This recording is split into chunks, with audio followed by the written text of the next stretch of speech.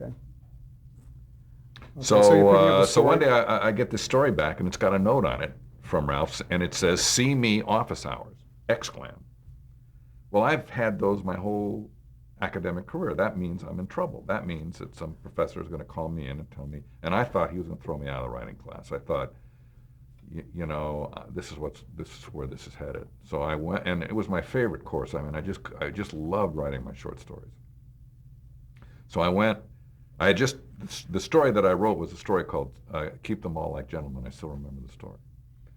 And and I went to his office hours, and I was really shaking almost because I wanted this to stay in this class, and I knew he was going to throw me out.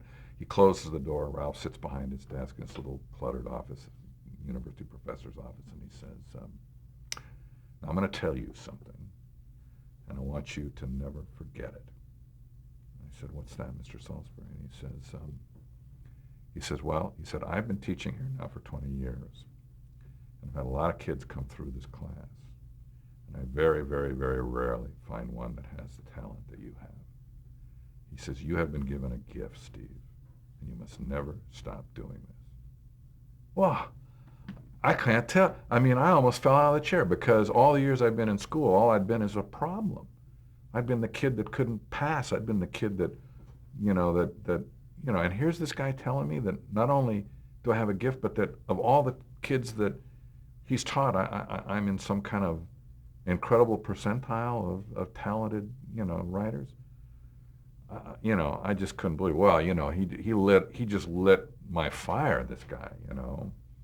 Um, I owe Ralph so much, because not only did he run such a positive writing class, but then he just planted the seed in me that not only could I do what I loved doing, but that there was in fact some talent there as well. That it wasn't just that I was grinding sausage. I was actually doing something that was different and had some merit. And so I took all of Ralph's writing courses until I ran out of them, and I actually minored in writing at Oregon, and I got, I got nothing but A's in writing. So you can imagine with 3 units of A every year, every semester, how bad I must have been doing in those other courses to have a cumulative GPA of 2.2, but I ate all my writing courses, and and Ralph looked past my misspellings and past my sloppy handwriting, which I have, to the words on the page. And nobody had ever done that before. All my English teachers in high school, all they'd seen was the sloppy writing, the misspellings. They hadn't seen the content. And so I owe him everything. I owe Ralph everything. I dedicated my fourth book to him, fourth novel to him. What was your first job in television? Well, I started off, what happened was I was working for my dad. I graduated from college. I married Marcia, my eighth grade sweetheart. We'd gone to separate universities. She'd gone to Cannell. I went to Oregon, and after we got out of college, we got married. And then,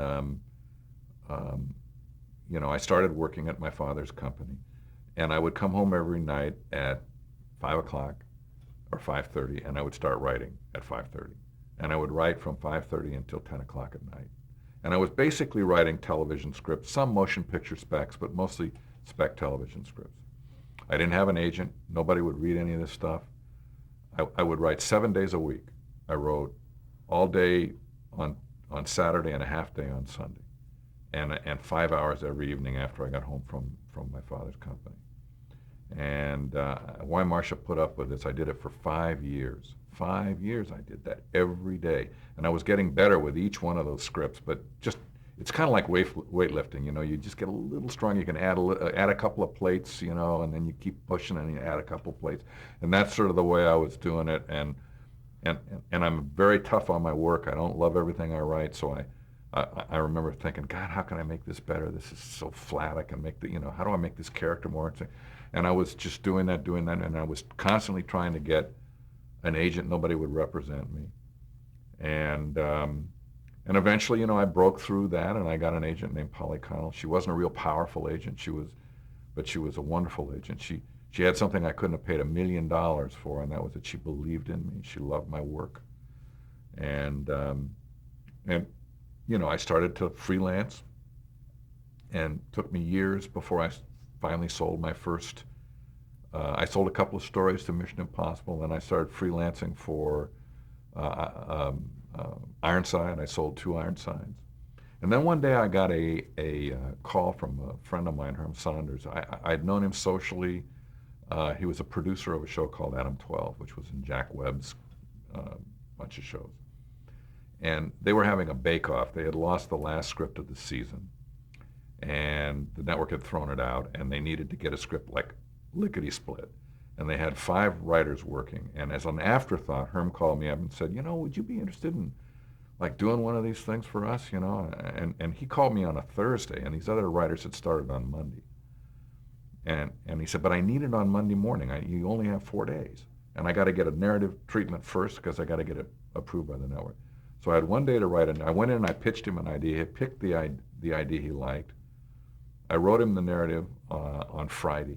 He came on Friday. I brought it in at 5 o'clock. It was so late he couldn't send it to the network, so he picked up the phone. It was 12 pages long. He read it out loud to the network over the phone. They approved it. And I'm walking out of there on Friday, and he's saying to me, now you have to deliver this at 9 a.m. on Monday morning. If you bring it in on Tuesday, it's no good because I got to have a director prepping this show at 9 o'clock on Monday. But the one that we pick of the 5 or 6 guys, I was the 6th guy working. And I said, no problem, Herm. And I knew I could do it because I'd been writing for 5 hours a day for 5 years. And I knew exactly how much I could do in a day. And these were 35-page scripts, and there was no problem, in my opinion, to write it. So as it turned out, I was the only writer who delivered. The other guys, even though they'd had a 4-day jump on me, didn't get there. And I handed in my script on Monday at 9 o'clock. They obviously, because the only one they had, they shot it. But not only did they shoot it, they actually loved it.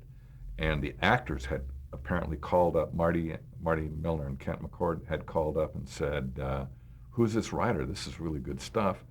And literally 2 days after I handed the script in, Herm called me back and said, would you like to be the head writer on the show next year? And I went from like, nobody, to having a contract at Universal and having a parking space on the lot. And I'd drive in the morning, and Scotty, the gate guard, would say, he sort of sounded like Sean Connery. He'd say, good morning, Steve, like that, and I'd say, good morning, Scotty, and drive onto the lot. And I parked right next to Clint Eastwood. Clint Eastwood had this old red farm truck, and I parked right next to him, and I was so cool to have a parking place right next to Clint Eastwood. I didn't really see him. I see him walking around the lot or in the commissary, but I had evidences of him coming and going at our parking spot because he was very careless about getting in and out of his truck. Mm-hmm. And he was left dings and red stripes all over my door, my passenger door of my car. And so Marcia and I'd have people out to the house for dinner, and I'd take them into the garage, and I'd say, Clint Eastwood put all that on there. And they go, no, he didn't. I go, no, he did. He really, every one of those was Clint, What was that script called? Well, the first one was, Adam 12 one. It was called Post Time, it was called. We named our scripts by numbers on that show, but they also had, it was like episode 1536 or something, but we also had titles on them, but those titles never hit the screen. So this one title was called Post Time. And so that put me on the lot, and then I was working for Jack Webb, and my idol on the lot was Roy Huggins, who was like 2 buildings over, and I used to see Roy walking across the lot with a trail of people behind him, and he'd be, coming from dailies or something and shouting off instructions, and people be writing things as they followed him across the lot. I thought, oh, that guy is the best, look at him, And then one day, Joe Swirling, who I'd gotten to know, who was Roy's kind of right-hand guy, his right-hand producer, came to me one day and said, we have a script we need written over the weekend for a show that we've got on the air called Jigsaw. It's a little short 8-episode order, but it came in late. The order came in late. And I understand you're really fast. People tell me you're a really fast writer. And I go, yeah, I once I know what I'm writing, I can usually, I don't gridge over it too, I do it, He goes, well, can you, we need a script like by Monday morning. It's an hour script. This was like on a Wednesday or something. And I said, yeah, I think I could do it. So I go in, and Roy would make all the stories up himself. And he pitched me this story, and it was this incredible story. It was the coolest mystery story I'd ever heard. You know, I think oh God, I wanted to write it. But the problem was that I was writing a 2-part Adam 12, and it was in my typewriter, and I'd already finished part 1, and I was almost finished with part 2. I had about another day or 2 before I'd be finished with part 2. And so he said, well, when can you start? And like an idiot, I told him the truth. I said, well, I can't start till Saturday. He said, but I need it on Monday. And I said, I'll have it. He goes, well, why can't you start tomorrow? And I said, because I'm writing an Adam 12, and that's a show I'm the story editor on, and I really have to finish that script. And so he took the assignment away from me. And I wanted to work for him so bad because I so respected his work, Maverick and all the Warner Brothers shows, 77 Sunset Strip and Run for Your Life, they did later, and Fugitive. All of his shows were so cool. And I was so upset that he took the assignment away from me because I couldn't start till Saturday. But he couldn't get anybody else to accept it because the timetable was so short. So he came back to me. He said, you sure you can do it on Monday? And I said, yes. And so I started on Saturday, and I handed it in on Monday. And they liked it so much that they had a new show on the air called Toma, starring Tony Musanti. And Roy literally, said, I want you to come over and produce that show. And I was the story editor for Adam 12, and here this was a producing gig. So I left Jack Webb's operation and went to work for Roy, who was the guy I really so much wanted to be, in his company. I want to back up just a little bit for a couple of questions. One is, I understand you worked at a local TV station here in Los Angeles, KTLA. What did you do there? And then were you writing at the same time while you were there? No, when I was a kid, that was my first job after I got married. I didn't want to join my dad's company. I had some sense that that really wasn't the place for me. And so I decided I'd try and get a job in television. And I went around, because I kind of wanted to be in show business. So I went around and I interviewed for jobs, and I managed to get a job on a show called Seven Keys, which was a game show that starred Jack Nars, and it was a local game show. It was, you had to win keys to open up prize wonderlands and stuff, and it was, quiz show kind of. And I was on that show, and I was the gopher. I got coffee for people. I warmed up the audience, before the show. And I was on the show for about 8 months, and the show got canceled, and they didn't have another job for me, and I was put on the street. And by then I was married, and Marcia and I, were getting ready to have a child, and I needed a job really badly, so I finally copped out and went to work for my dad, and was there for 5 years. And it was during that period of time that I started to write. And then what was your first script sale? Was it that Adam 12, or had you sold some before that? Oh, no, I'd sold a couple of stories to Mission Impossible, but they wouldn't let me write them because they felt I was too young. That was back in the time when most television writers were old writers out of radio, and when I would come in 25 years old, I just looked like impossibly young to them, and they just didn't. Steve Bochco and I were both under contract at Universal at that time, and we were the two youngest guys on the lot. We were both like 27 years old. We used to hang together all the time because, there was nobody else our age, and we became, really tight friends, still are. And, so that was my first one, and then I freelanced around. I ended up getting a episode of It Takes a Thief, which I wrote with a partner. I had a writing partner at the time, a fellow named Rick Dunn, and we only wrote that one script together, and then we disbanded our partnership. But that show never got shot because a new producer came in and threw out the old producer's work, and that was our script went with it. But it was still money, and that money allowed me to quit my dad's company and work full-time as a writer. And then I rented a little office, and I was writing there every day for 8 hours a day, but all just spec stuff, trying to write something that I thought would sell. And I finally had an agent, and she was putting me up for stuff around town. Then I got the next job I got was an opportunity to go in and pitch for Ironside, and I sold one, and then they liked that script and asked me to write another one, and then I got the Adam 12. when you were on Adam 12 and you were the head writer, how did you work with the other writers? I mean, was there a writer's room? Did you assign ideas? And was Jack Webb personally involved at all?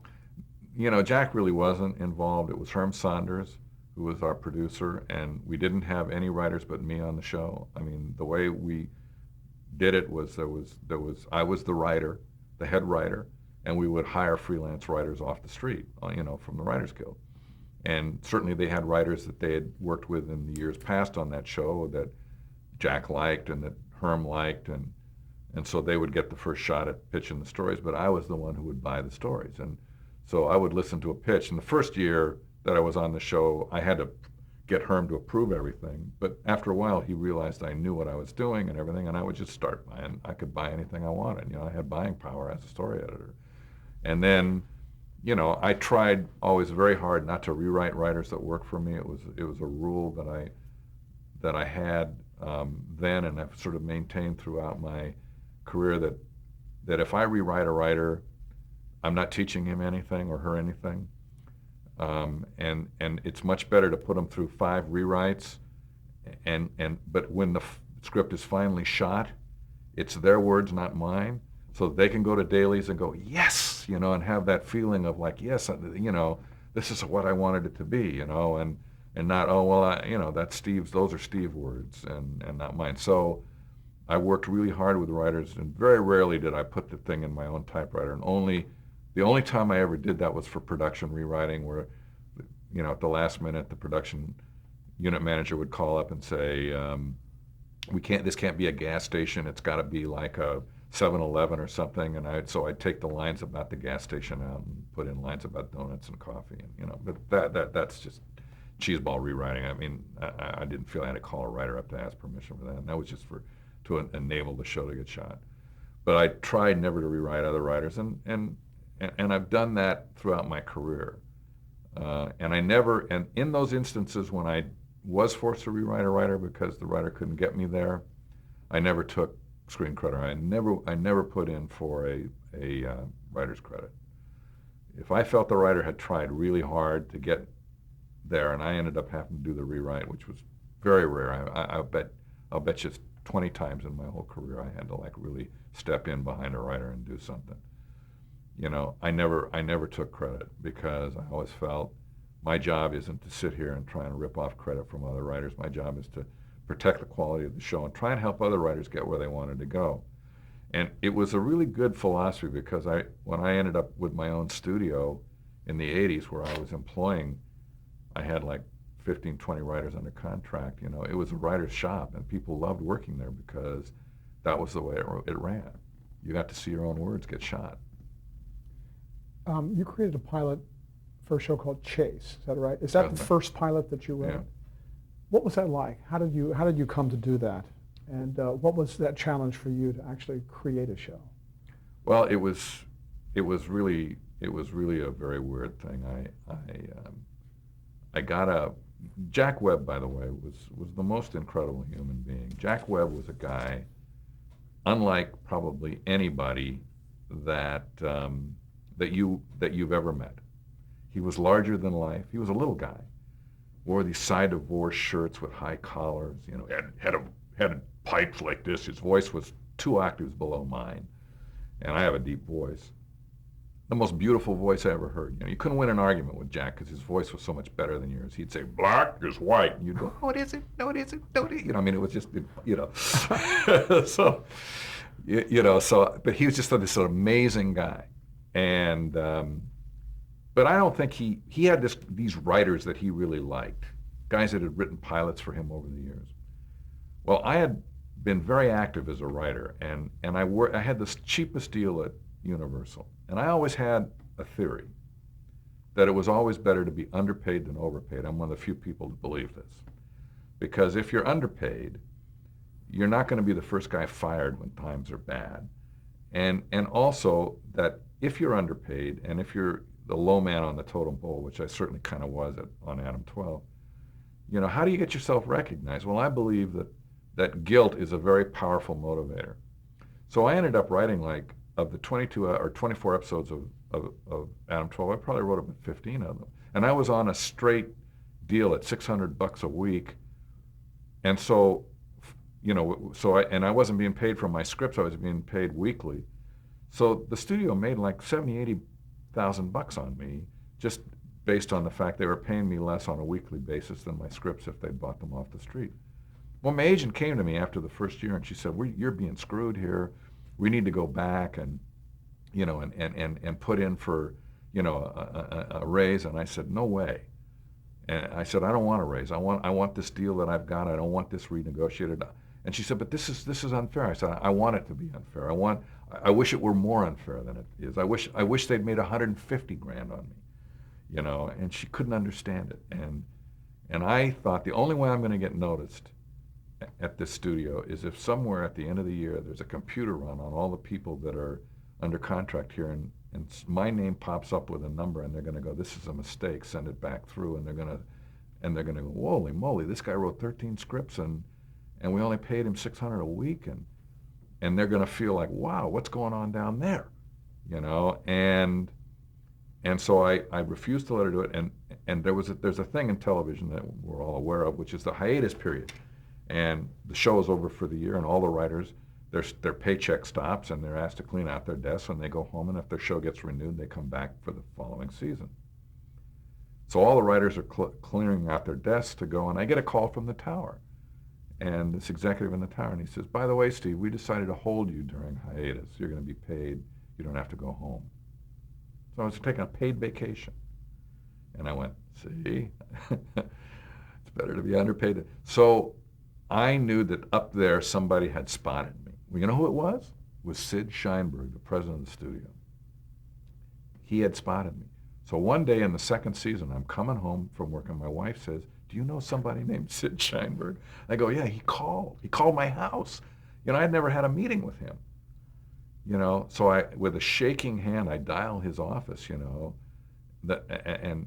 he says to me, "Steve, this is Sid." I go, "Sid, oh God, how are you? What can I do for you?" He goes, "In 5 minutes, you're going to get a call from Jack Webb, and he's going to ask you to write a pilot for him. Now, I'll tell you flat out, he didn't want you on this pilot. I did, and he was pretty upset about it, but I have delivered this assignment for you.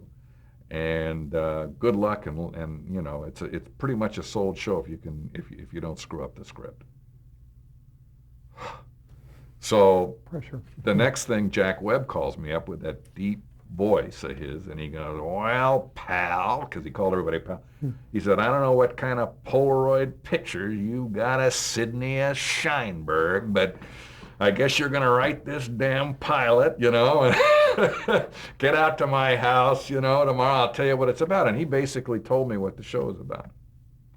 And I wrote it. And every day I'd get a call from Jack, and he'd say, "What page are you on?" And I'd say, and then I'd get a call from Sid, "What page are you on?" Because, it was a hurry-up deal. They'd sold it at the last minute to NBC, and it ended up getting shot and sold, and it was my first show on the air. What was the premise of Adam 12? The premise of Adam 12 was two cops in a squad car and their adventures, and you kind of riding along with them. And we had a spine story, which was something that was personal that went on between the two of them. Malloy, which was Marty Milner's character, is thinking about buying a boat and wants to know if Reed wants to come in on it with him, which is Kent McCord, And then the whole thing is, and they're looking at boats during lunch hour, and so you'd have some kind of spine story like that, which was a personal story, or Malloy decides to go back to college, and get a degree in criminology, or whatever. And then throughout all of this, we would have calls that would come from the radio. One Adam 12, see the man, 211 in progress at the market there now, and they'd roll on this thing, and there'd be a shootout at a market, and you'd have action, or some old lady would have her cat up in the tree, and they'd be trying to get it down, and it was a really interesting show, a great show, because you would come onto a character on page 9, like the old woman in the tree, with a cat in a tree, and you would have to make a fully developed character that you would never come back to again in the play. So I learned very early on that the only way I could do that was to give characters a yesterday and give them a tomorrow. So instead of having the old lady with curlers in her hair who goes, "Oh mercy, oh my, oh dear me, the cat's in the tree," instead of writing that character, I would have a woman who's late to work and who's saying, "This, I got to get this guy. The Nikkei averages are closing. It's and I got to, and all of a sudden, she's got a whole life that's kind of spilling out in her dialogue that doesn't have anything to do with the cat, And so I learned how to do that, and it was like one writing exercise after another writing that show, because I would hit these characters in full stride, and I would have to deliver them to the audience and to Reed and Malloy, the two cops. And that was really, once I viewed that as a real writing challenge, to make that happen, I felt I got a lot better as a writer doing that show. You wrote the pilot for Toma.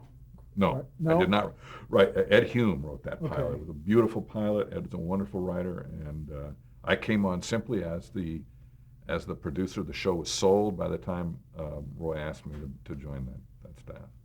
Okay, you're pretty well known for writing shows about, well, cops one, but also kind of loners or quirky characters who kind of are not typical. Is that something you actually tried to do, or did you kind of fall into that, or how did that really happen for you? Well, I always kind of viewed myself as an underdog because of my learning difficulties. I always viewed myself as somebody who had to try a little harder and go the extra mile to even be average, because of my learning disabilities. And so that character always appealed to me. And as a dramatist, I'd much rather write David than Goliath. It's much more fun to write the guy with the slingshot than the giant, And so I would always try, and I always felt that the flaws in a character were always more interesting than the strengths. And so when I would work on characters, I would always start with their flaws. What makes this guy interesting are his flaws, or gal interesting, or her flaws, not the strengths. And so that allowed me to, I ended up having me write a lot of underdogs, and loners and iconoclasts and people who, basically were taking on the system that was bigger and stronger than them and trying to prevail despite it. Talk a little bit more about Joe Swirling Jr. What was your relationship? Joe Swirling, I've been so blessed, the people I've been able to work with. This is one of the nicest human beings that ever lived, and one of the best creative forces that ever lived. And he's a diplomat, he's a gentleman, he's a man. Don't mess with him, you call him out into the parking lot, get ready, But that isn't where he goes. He's not a tough guy in his everyday, I saw him once stand up to a guy and basically, that was abusing some people. And, he's an amazing person. And he was Roy Huggins, as was Roy, by the way. Roy was just, I'm just so lucky to be able to learn from people like that. And when I arrived in Roy's shop, Joe was his producer. He was the guy that basically produced everything. And I came in out of Jack Webb's company, and when Roy asked me to join his company, I demanded a producership. I thought I was ready to be a producer. Oh, 28 years. I couldn't produce a good head cold, Yet I thought, hey, I'm a producer now, because you're looking around, everybody's a producer on the lot. And so, Roy gave it to me. Now, I didn't know at the time he gave it to me. This is typical of Swirling. I didn't know that he had taken Joe Swirling's credit away from him and given it to me, because the studio would only let there be one. I didn't know that. Nobody told me that. And Joe had this cheesy credit called Associate Assistant Executive Producer. It's not even a credit that's ever been issued again. And Let's pause with the story and pick it up. Okay, right.